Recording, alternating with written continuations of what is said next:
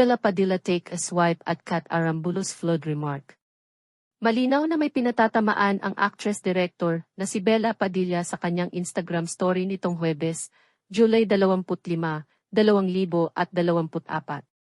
May kaugnayan ito sa TikTok post ng socialite at social media personality na si Kat Arambulo Antonio habang binabaybay nilang mag-anak, sakay ng kanilang SUV, ang binabahang kalsada sa Maynila, matapos manalasa ang Super Typhoon Karina na sinabayan pa ng hanging habagat.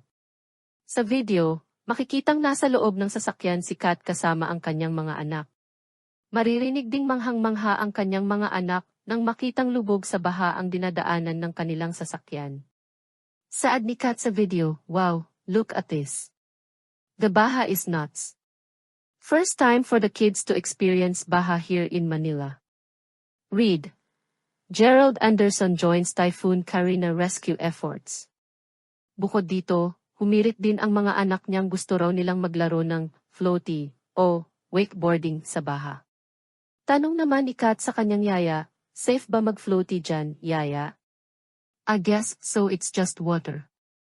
Should we tiyawa? We should wakeboard." Mabilis na nag-viral ang video na ito ni Kat, kung saan marami sa netizens ang binatikos siya at sinabihan siyang insensitive. Imbes daw kasing itama ni Kat ang maling tingin ng kanyang mga anak tungkol sa baha ay tila kinunsinti pa niya ang mga ito. Tweet ng isang netizen, published as is, "The case of Kat Arambulo is just an example of how out of touch, vain and the rich are. Imagine the level of insensitivity someone has to have to see the storm like it's the beach where you can use floaty and do wakeboard while lots of people are losing their lives over it."